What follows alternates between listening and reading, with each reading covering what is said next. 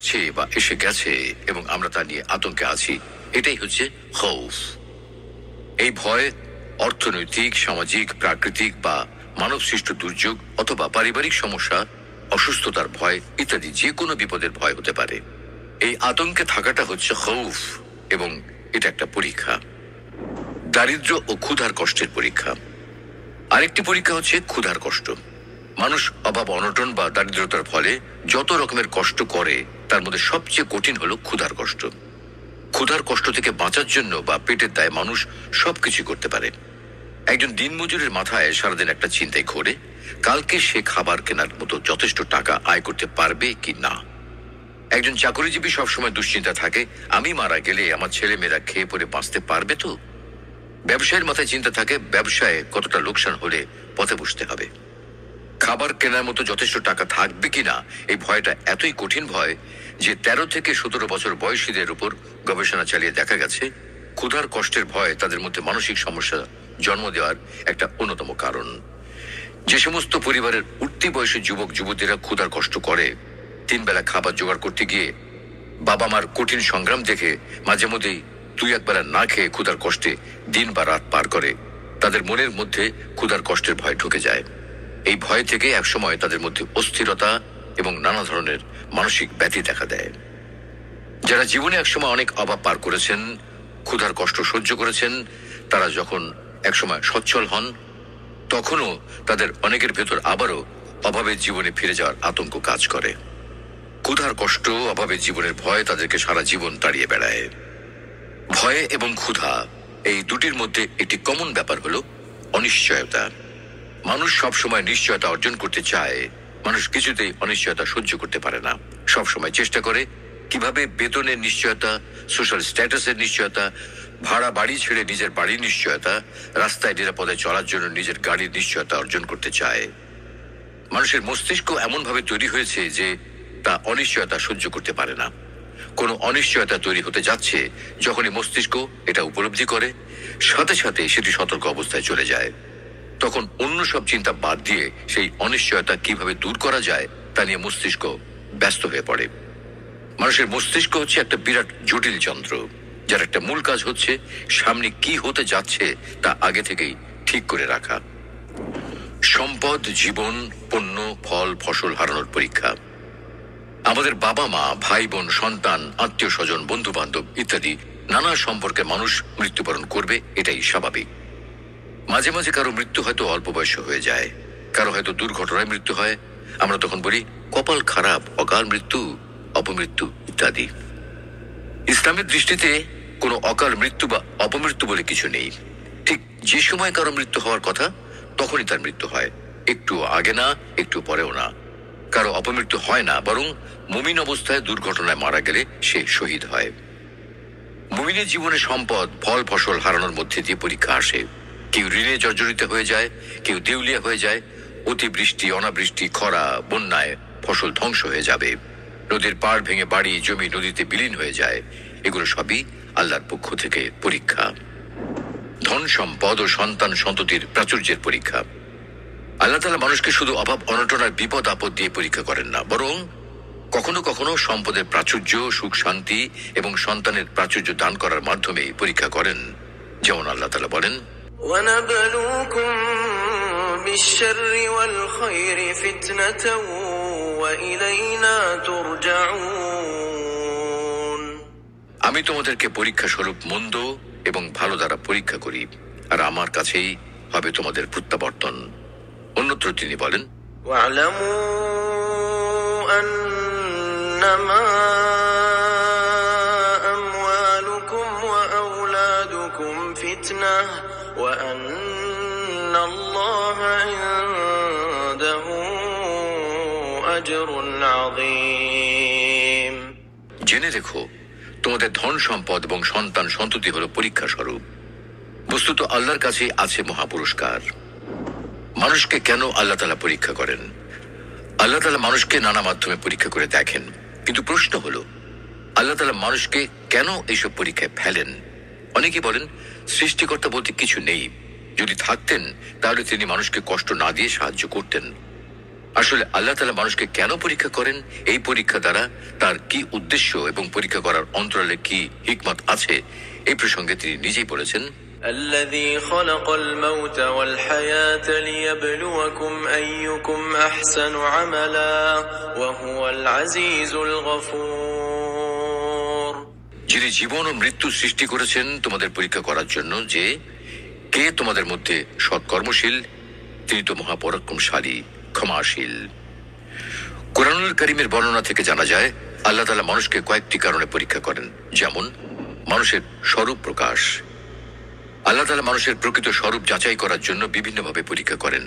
ইরশাদ হচ্ছে, إنا خلقنا الإنسان من نطفة أمشاج نبتليه فجعلناه سميعا بصيرا إنا هديناه السبيل إما شاكرا وإما كفورا। আমি মানুষকে সৃষ্টি করেছি মিলিত শুক্রবিন্দু থেকে তাকে পরীক্ষা করার জন্য। অতঃপর তাকে করে দিয়েছি শ্রবণ ও দৃষ্টিশক্তি সম্পন্ন। আমি তাকে পথ দেখিয়ে দিয়েছি, হয়তো সে কৃতজ্ঞ হবে, না হয় অকৃতজ্ঞ হবে। পরীক্ষার মাধ্যমে আল্লাহ পবিত্র ও উত্তম বান্দাদের অপবিত্রদের থেকে পৃথক করে নেন। ما كان الله ليذر المؤمنين على ما أنتم عليه حتى يميز الخبيث من الطيب। তোমরা যে অবস্থায় আছো সেই অবস্থায় আল্লাহ কোনো ক্রমেই মুমিনদের ফেলে রাখবেন না, বরং তিনি পবিত্র বান্দাদের অপবিত্রদের থেকে পৃথক করেন। পুরস্কার প্রদান করা। পরীক্ষা করার মাধ্যমে আল্লাহ তাআলা মুমিনদের পুরস্কার দানের জন্য নির্বাচিত করেন। পবিত্র কোরআনে আল্লাহ তাআলা ইরশাদ করেছেন, وَإِذِ ابْتَلَى إِبْرَاهِيمَ رَبُّهُ بِكَلِمَاتٍ فَأَتَمَّهُنَّ قَالَ إِنِّي جَاعِلُكَ لِلنَّاسِ إِمَامًا। স্মরণ করুন যখন ইব্রাহিমকে তার রব কয়েকটি কথা দ্বারা পরীক্ষা করেন এবং তিনি সেগুলো পূর্ণ করেন। আল্লাহ বলেন, আমি তোমাকে মানব জাতির নেতা বানিয়েছি। মহান আল্লাহ রাব্বুল আলামিন হযরত ইব্রাহিম আলাইহিস সালামকে পরীক্ষা করেছেন এবং তিনি সেই পরীক্ষায় উত্তীর্ণ হয়েছেন। তাই মহান আল্লাহ রাব্বুল আলামিন হযরত ইব্রাহিম আলাইহিস সালামকে পুরস্কার হিসেবে তাকে মুসলিম জাতির নেতা বানিয়েছেন। পরীক্ষার সময় আমাদের করণীয় কি? আমরা যদি উপলব্ধি করতে পারি যে আমাদের জীবনের কঠিন সময়গুলো আসলে আমাদের জন্য এক একটা পরীক্ষা এবং আমাদের কাজ হচ্ছে এই পরীক্ষায় ঈমান বজায় রেখে পাশ করা, তাহলে জীবনের কঠিন সময়গুলো পার করা যেমন সহজ হবে, তেমনি আমরা পরীক্ষা পাশ করে মহান আল্লাহ তাআলার নিকট বিরাট প্রতিদান পাব। সুতরাং কোরআন ও সুন্নাহ মতে পরীক্ষার সময় আমাদের করণীয় হলো ধৈর্য ধারণ করা। বিপদ আপদে পতিত হলে মুমিন বান্দার বৈশিষ্ট্য হলো ধৈর্য ধারণ করা। আল্লাহ তাআলা বলেন, يا أيها الذين آمنوا استعينوا بالصبر والصلاة إن الله مع الصابرين। হে মুমিনগণ, তোমরা ধৈর্য এবং সালাতের মাধ্যমে আল্লাহর সাহায্য কামনা করো। নিশ্চয়ই আল্লাহ ধৈর্যশীলদের সাথে আছেন। যারা সুখ অথবা দুঃখের সময় ধৈর্য ধারণ করেন তাদের প্রশংসায় আল্লাহ তাআলা বলেন, وبشر الصابرين الذين إذا أصابتهم مصيبة قالوا إنا لله وإنا إليه راجعون أولئك عليهم صلوات من ربهم ورحمة وأولئك هم المهتدون। ধৈর্য ধারণকারীদের সুসংবাদ দিন, যারা বিপদ আপদে আক্রান্ত হলে বলে, নিশ্চয়ই আমরা আল্লাহর জন্য এবং নিঃসন্দেহে আমরা আল্লাহর কাছেই ফিরে যাব। তাদের জন্য তাদের রবের পক্ষ থেকে রয়েছে সালাত এবং রহমত, এবং এরাই হলেন হেদায়েত প্রাপ্ত।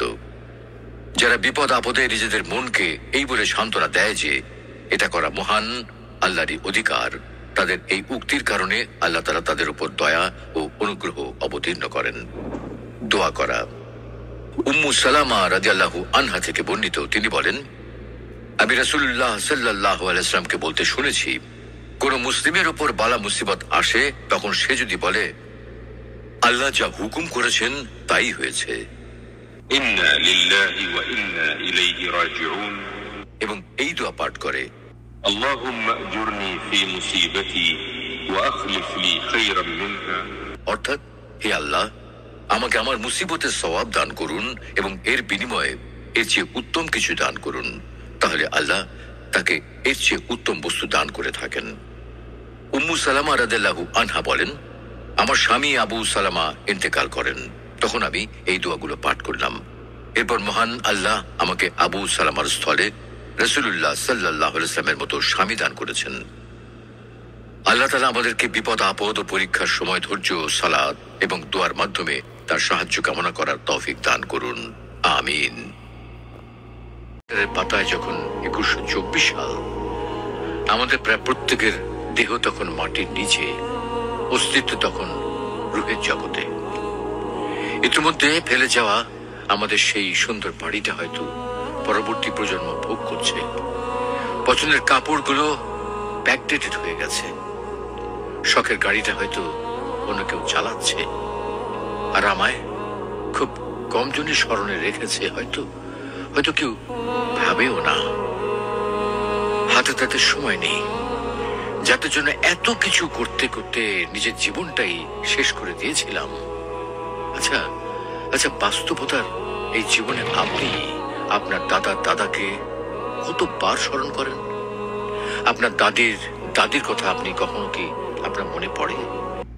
আজ থেকে 100 বছর পর ক্যালেন্ডারের পাতায় যখন 2124 সাল, আমাদের